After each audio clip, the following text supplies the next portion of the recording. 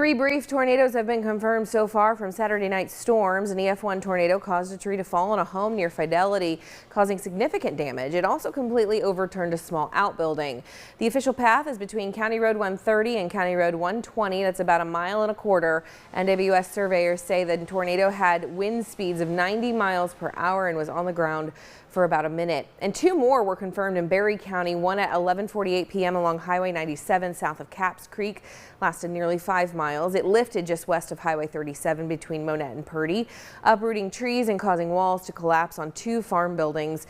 Another was northwest of Butterfield near Farm Road 1078 at 11:54 p.m. It crossed Highway 37 and lifted less than 2 miles away just east of Farm Road 1059.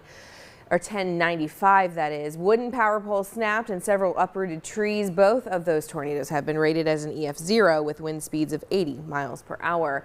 And the NWS confirming 75 to 95 mile-an-hour winds causing damage in Jasper County and northern Newton County.